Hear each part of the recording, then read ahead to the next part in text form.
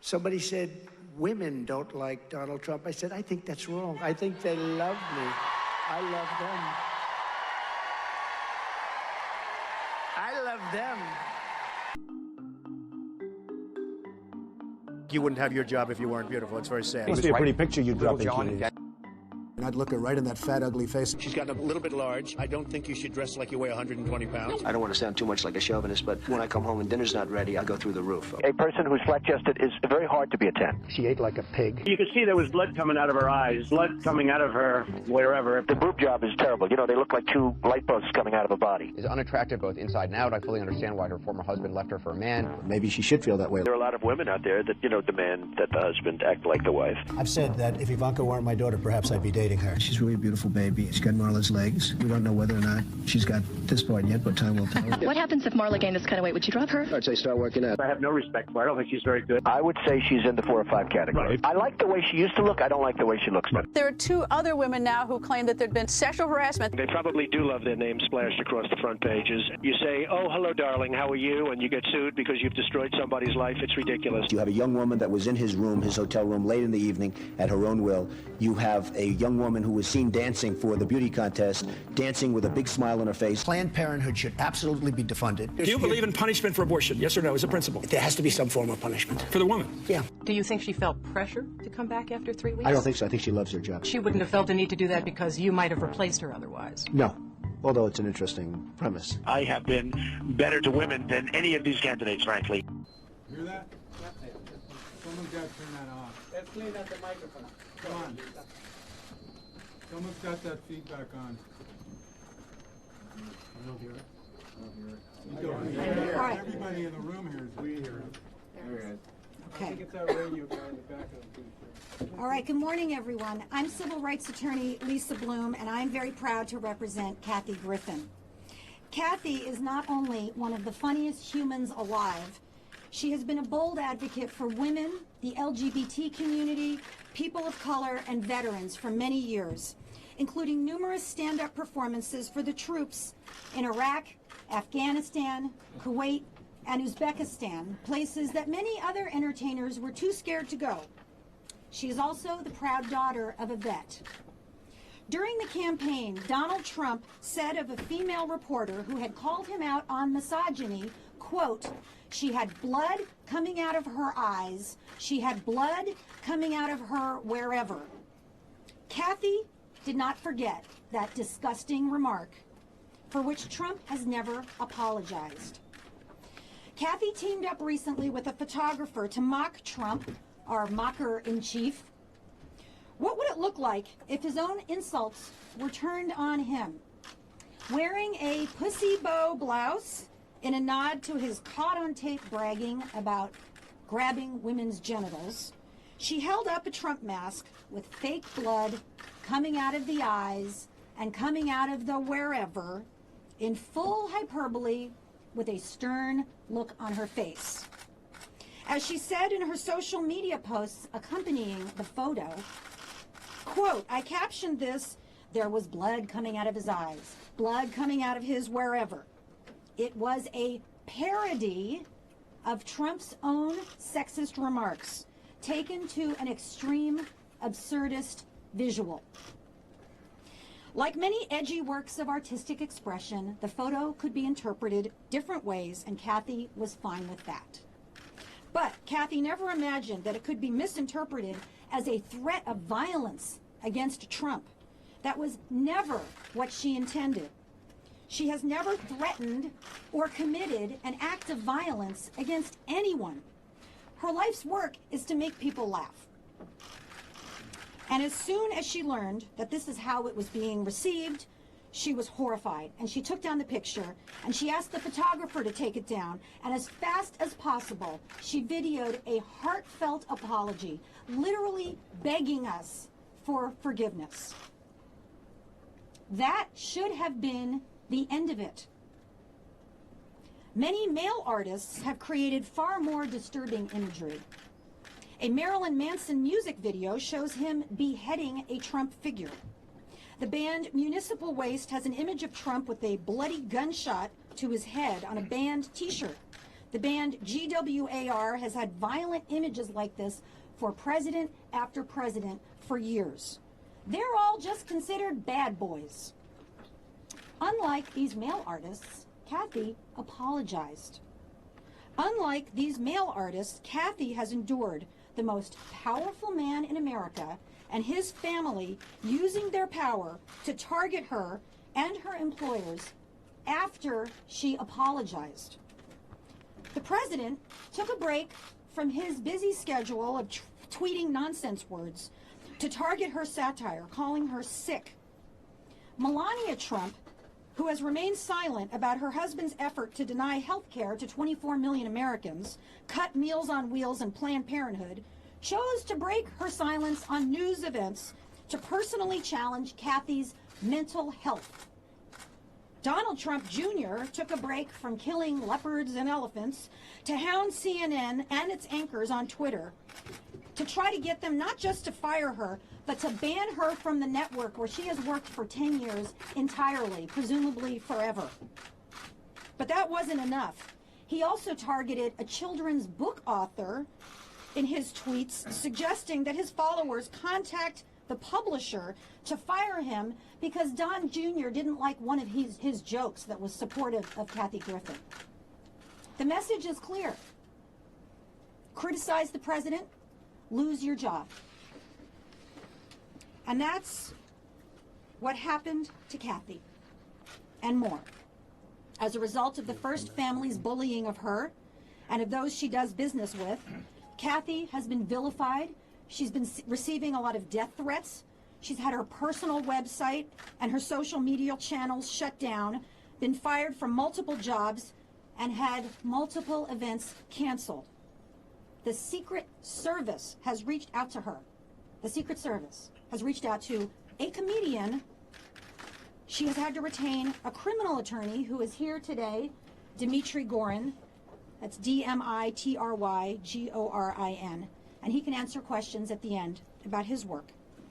For the first time in history that we are aware of, the President of the United States and his family is personally attempting to ruin a comedian. This has been a living nightmare for Cathy. She works hard, and she has millions of global fans, including me, but she lacks a TV network or a giant team behind her.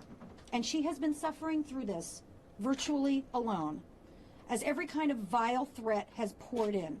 She has been advised not to leave her home, not to go online, not to receive deliveries, as the beatdown of Cathy Griffin rises to a crescendo.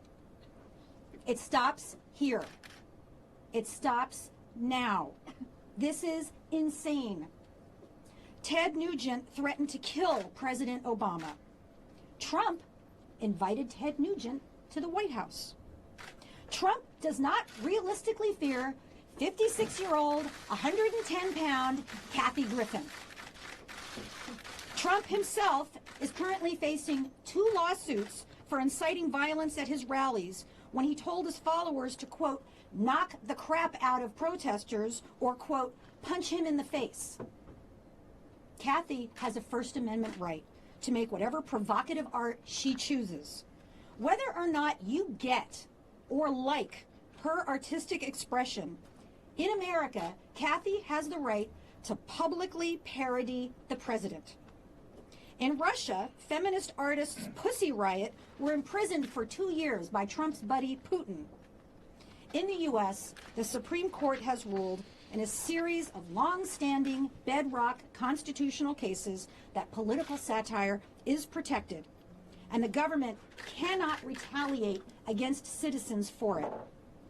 That's an important legal right that is now under attack as journalists, networks, and artists fear retribution from Trump and his administration. He is hoping for a chilling effect on artists like Cathy and other artists. He has said he wants to sue people who criticize him. Nope, that is authoritarianism, and we will not have it. Cathy has made a decision. She is not going to stop speaking out for women, for LGBT rights, for vets, and for others. She will continue to be the fierce, brutally honest shero that millions love. She will continue to push the edges of our comfort level and beyond, to challenge us and to make us think. Thank you for that, Cathy, because we need you right now. I stand with Cathy, and I will fight for her First Amendment right to create whatever art she chooses and oppose anyone who tries to punish her for it. And we will both continue to use our skills to resist Trump, whose budget would deny heat in the winter to poor people, cut grants to help poor kids go to college, cut funding for the arts, cut NPR, cut PBS, and cut medical research. We stand against his anti-science climate change denial and his dangerous withdrawal from the Paris Accord. Yesterday, just yesterday, Trump drafted a new order that would deny birth control benefits to hundreds of thousands of American women. His misogyny knows no bounds and cries out for all of us to express ourselves as forcefully as possible against him. It is Trump who should apologize for his blood coming out of her eyes, blood coming out of her wherever, disgusting comment, which he has never done, and for being the most woman-hating and tyrannical president in U.S. history. Cathy Griffin will now make some comments. Cathy. Thank you, Lisa. Hi, everybody. I'm Cathy Griffin. I am really nervous right now. I've never done a press conference. I don't really know how they work. Feel free to jump in. Cathy, and when I get nervous, I like make jokes, so I'm probably gonna like stumble and stuff.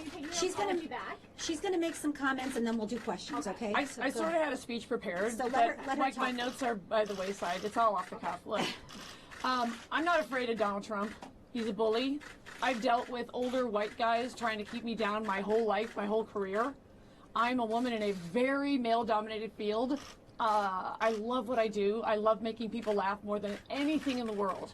And I have learned over the years that sometimes when you do stand-up, and I've done it in a war zone, and I've done it at Walter Reed Hospital, and I've done it at Carnegie Hall, sometimes people want, you know, a joke that's out there and a little crazy. So regarding the image that I participated in, that apology absolutely stands. I feel horrible. I have performed in war zones. The idea that this, you know, made people think of this tragedy, to have been touched by this tragedy, is horrifying and it's horrible. Trust me, if I could redo the whole thing, I would have had a blow-up doll and no ketchup. You know, I make mistakes. I'm an out-there comedian. I'm an in-your-face comedian. But I just wanted to say, you know, if you don't stand up, you get run over.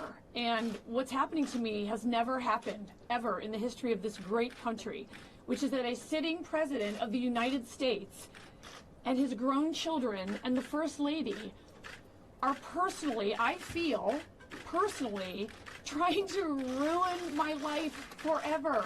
Forever. You guys know him. He's never going to stop. I know him. Let me talk to like a camera like I'm talking to him. And I might make a couple jokes because I'm super nervous. Everyone's pointing to their camera. I'll just this one. All right, I'll sort of look in this direction. All right, so I know him. All right, so the Donald, it's me, the Cathy. And if you guys don't know this, if you meet him, he wants you to call him the Donald, which I've always thought was the weird. And I remember saying to him the first time, okay, I'm the Cathy, and that went right over his nest. Okay, that was a joke about his hair. But I have seen eggs in it. Like I think I've seen, allegedly. Allegedly, I am teasing the president because this is America, and you shouldn't have to die for it. The death threats that I'm getting are constant, and they are detailed, and they are serious, and they are specific. And today it's me, and tomorrow it could be you. So, yeah, I'm an obnoxious comedian. I'm not the most famous person in the world. I'm just standing here with Lisa. I have an amazing First Amendment attorney, Alan Isaacman. If you're not familiar with his work, he won the landmark case, The People versus Larry Flint. I believe so passionately about this. If I don't stand up and say this, I'm afraid there's going to be some 12-year-old nerdy girl like me in Forest Park, Illinois, who's going to maybe be watching me to see what I do. And this bully and this president, of all people, is going to come after me? He picked the wrong redhead. And he's sort of a redhead, although it's sort of like a parfait cup sometimes. I mean, there's like a red and then like a yellow, and I don't know. I think Melania does a lot of nice and easy. I don't know, but maybe she doesn't. The point, I digress. So that's what I do, you guys. I improvise, I try jokes, My mouth is really dry because I'm so nervous. But I don't want this to happen to anyone else. I tour for a living. I love doing it. I perform everywhere people want me to laugh. And honestly, one night it's a performing arts center, and the next night it's 2 shows in the Potawatomi, Wisconsin casino. And there's been a change, a real shift change.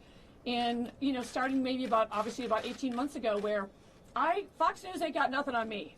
Although I think you should know, my mother, who thinks Fox News is real, is not speaking to me because she's in love with Tucker Carlson. So I'm even in trouble with my mother. So don't worry, everyone hates me. I do. I need water. I'm probably shaking. And I'm afraid I'm going to get that under boob sweat, which is really bad. That was not appropriate, right? That wasn't appropriate. Okay, so I'm not good at being appropriate. I only know how to do comedy one way. It's in-your-face comedy. I keep it real. I'm going to make fun of the president. And you know what? I'm going to make fun of him more now. More. So I'm not going to threaten him. I have no desire to harm him or anyone. I would never want to harm anybody. But, you know, I've made fun of W. I made fun of Clinton. Oh, God, remember the Monica dress days? Those were the days. You could make dress jokes all day long, and nobody tried to kill you. You shouldn't have to die for this. I'm under a Secret Service investigation. And the first family did not come after you with any of the other presidents. You know, it is so unpresidential for them to respond to a comment. I get what I am. I'm the shiny object. I get it. We all know what's going on here. They're using me as a shiny object so that nobody's talking about his FBI investigation. All right, I get it. And I made a horrible, horrible mistake, and I made a horrible call. I understand. But everywhere I go, people actually come up to me. And like I said, I go everywhere. It's what I do. And they say, you know, oh, I'm a housewife and my kids have been driving me crazy, and oh, I just needed 2 hours to blow off some steam, and I'm glad you went there, and you're saying the things I'm thinking. Those are my peeps. I'm not for everybody. I'm barely an acquired taste, frankly. On a good day, I'm an acquired taste. But honestly, my whole career, I'm 56 years old. I'm 110 pounds wet. I've had everybody turn on me, and I just want to make people laugh. That's all I want to do. So I screwed up. But I want the gay guy who came to see me in Lake Charles, Louisiana a few weeks ago, who said, I wanted to come here because I'm scared to come out, but I get to come here and laugh for 2 hours. That's what I'm telling you. That's why I'm here. It's honestly, it's not for me. It's for them. I think a few people might actually be watching me, and I want them to see this old dame. I'm not laying down for this guy. I'm going to make fun of him. I'm going to make jokes about him and the housewives and Kardashians. But, you know, he does provide a lot of material. I mean, you got to be honest. It's a good time to be a comedian. It's scary to be a citizen, but it's a good time to be a comedian. That's great. Should we take some questions? Did I do everything wrong? I did everything wrong. I did everything wrong. Okay. I don't know how this part works. Okay, let's start over here. Okay. Yeah, thank you.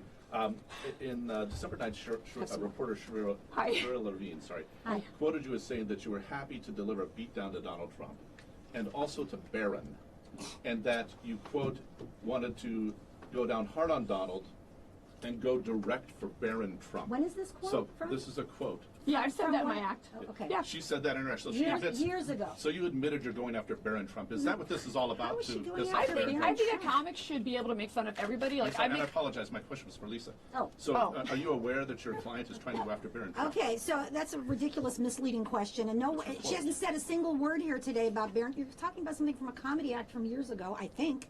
And let me talk about this issue of children, okay? We can have edgy comics in America. Comics can say things that are not appropriate for children. Comics can create images that are not appropriate for children. Many things on the news are not appropriate for children. I'm a parent of 2 adult children and a teenage foster son. It is my job as a parent to filter out what is appropriate for my children. It is not the job of a comic to filter everything down to the level of an 11-year-old. She gets to make the comedy and the art that she wants to make, and the parents decide what's appropriate for children. You think every news organization can block out, Trump can block out every news organization tweeting out this photo? You know what? There's a lot of disgusting stuff about Trump on the news every day, like the fact that he's making us the laughing stock of the world. Why would she go after Barron Trump? Okay, you know what? There are other people here. She did not. Wait, hold on. She did not go after a 10-year. Nothing in her piece.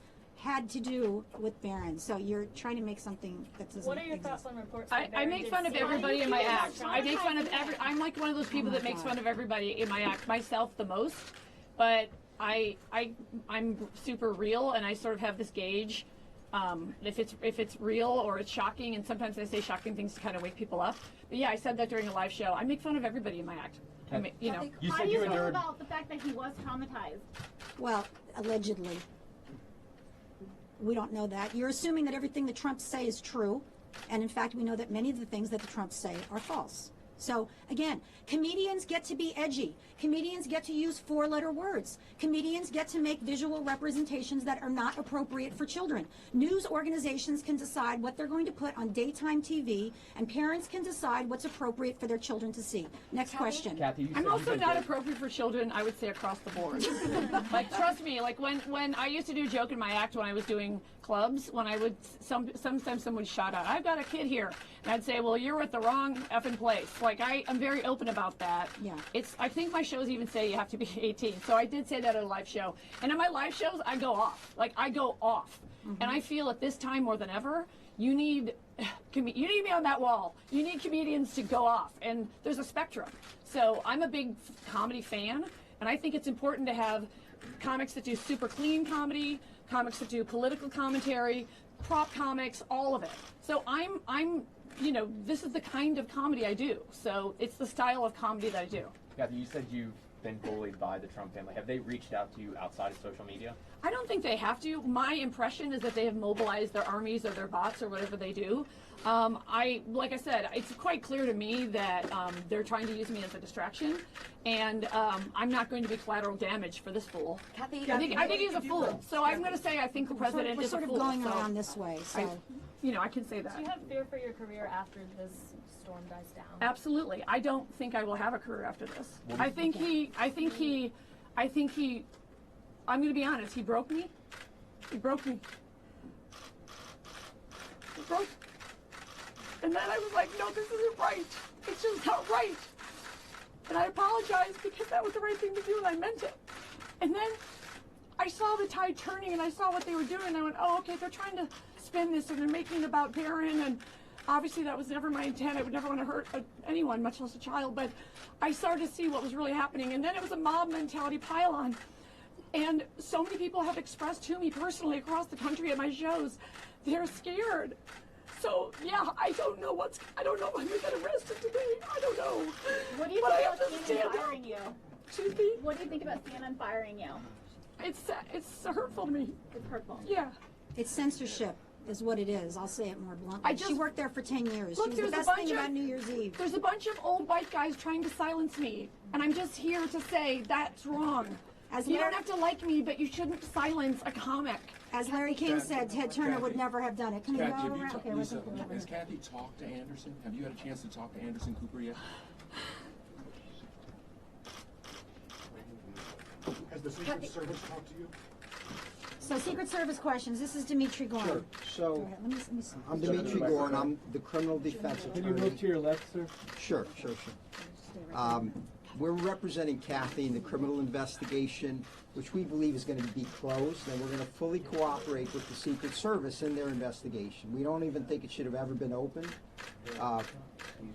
She basically exercised her First Amendment rights to tell a joke, and when you look at everything in the media, all the times entertainers make videos or express themselves in other ways, you've never seen an entertainer, let alone a comedian, be subject to a criminal investigation. It's really outrageous.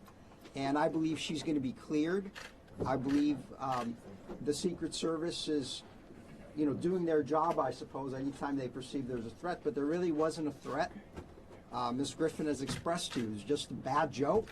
She's apologized for it, and we believe the Secret Service investigation should be closed as quickly as possible. Kathy, do you think that if you were a male comic, they would be coming after you this hard? The Trump family? No, cut the crap. This wouldn't be happening to a guy. This is a woman thing, all right? I'm just going to come out and say it. And I'm sorry if you don't agree with me, but I live it. I'm 56 years old. Everywhere I play, there's a male promoter. There's a male who owns the theater. The people who sign my checks are white guys. They're usually older white guys. I've been living this my whole career. I've been fighting this. And stuff like that happens, which is a moment for a comic. It's funny. It's called prop comedy. It's not my area. But there are other people I can send you to that are better at it. That's what I do, guys. Cathy, given the chance. And then I cry, I guess, sometimes. Given the chance, what would you say to Melania or Donald Trump?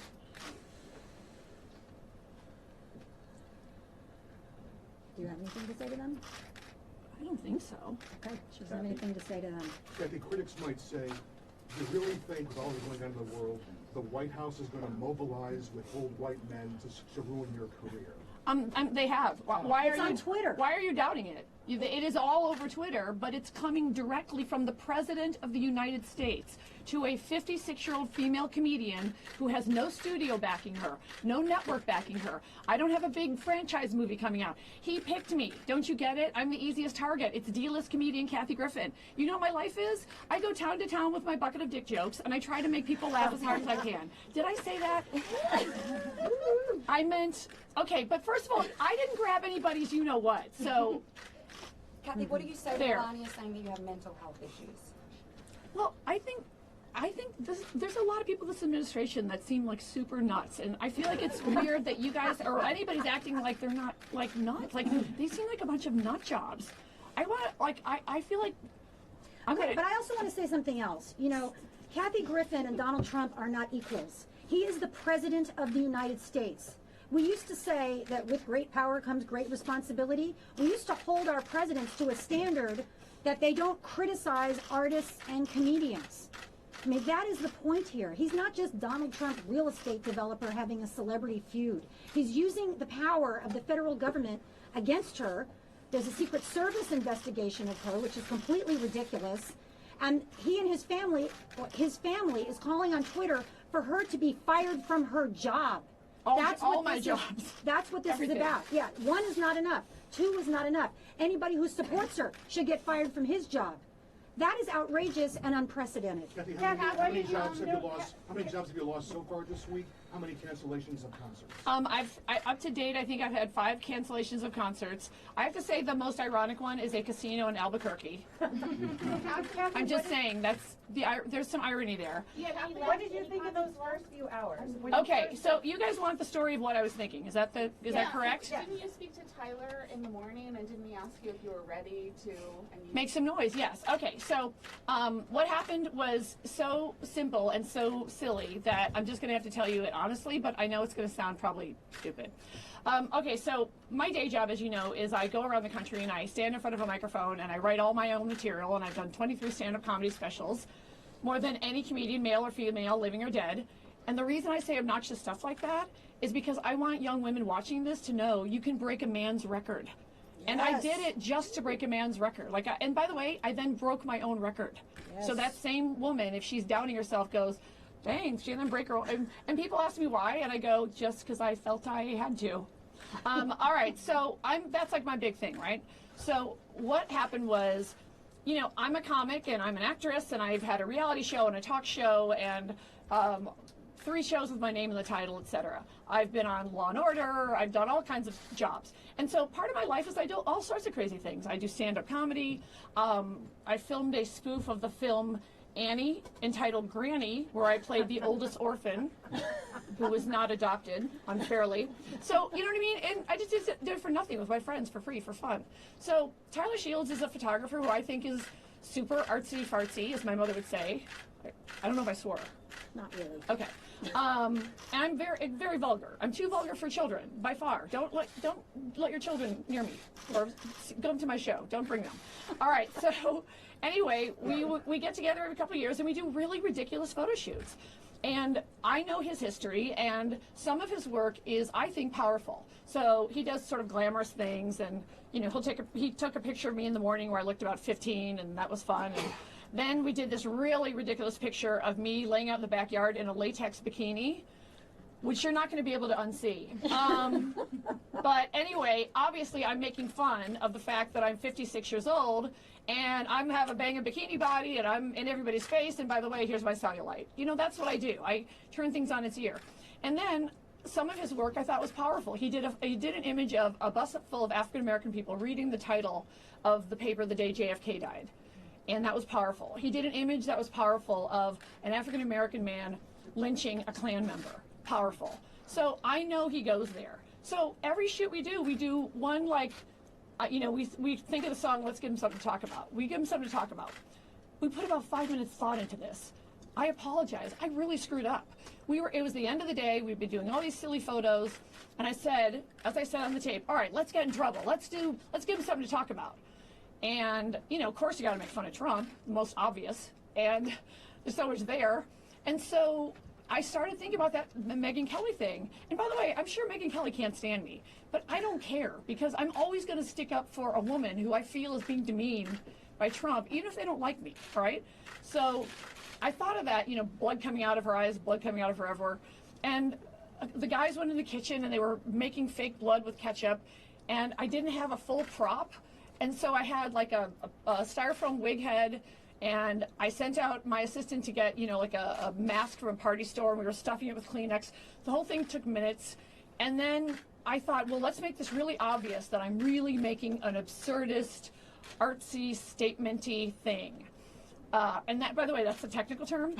And so for a few photos, you know, I was holding up this wig head, and then we kept making the hair crazier because we wanted to make it clear to people this was intentionally over the top. And I was very stoic, which I never am. You guys know I'm like frenetic and stuff. Melania, right? If frenetic is a disease, I have that. She might be right about that. I'm not a physician, but after this, I might try it. Anyway, so we just took these pictures, and it was interesting. There were a few people in the house. No, I didn't do it for any money. I don't know if Tyler got paid. I don't think so, but just give him something to talk about. And it was done in minutes. And people around the room had different interpretations. One person said, it's almost poignant. It's like you're feeling sad for the country. And I thought, that's interesting. So that's what it is. You interpret it the way you want. There was Cathy, are you asking for an apology now from President Trump because of what he's done to you? Can I just add one thing? There was never an intention to threaten anyone with this photograph. This was really an expression, a comedic expression, political satire, and the fact that there's an open Secret Service investigation is really ridiculous because it's never happened to any artist before. Cathy, So she was being funny. Kathy, So let's do last question. Cathy, Anderson Cooper called your photo disgusting. Do you think that was him talking, or do you think he was pressured into saying that?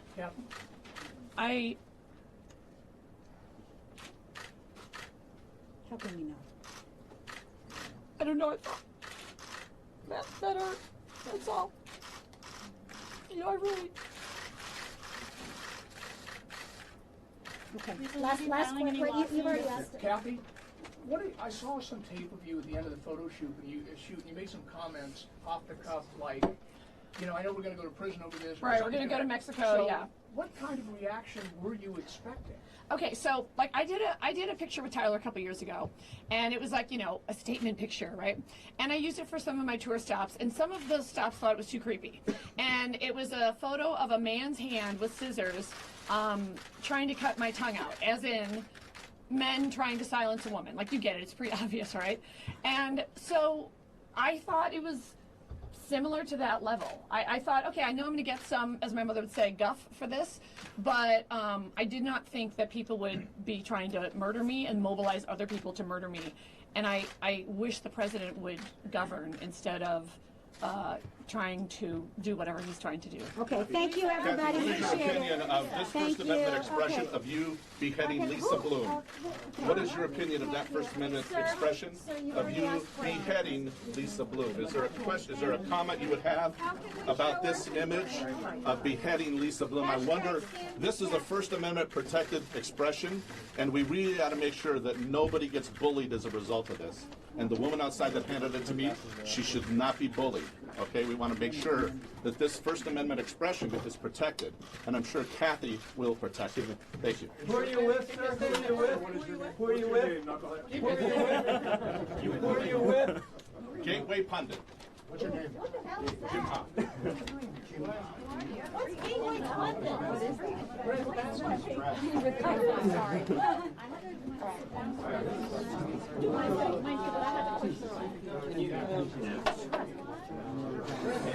It's James. Hey, so it just literally just ended right now. I'm ready to go whenever.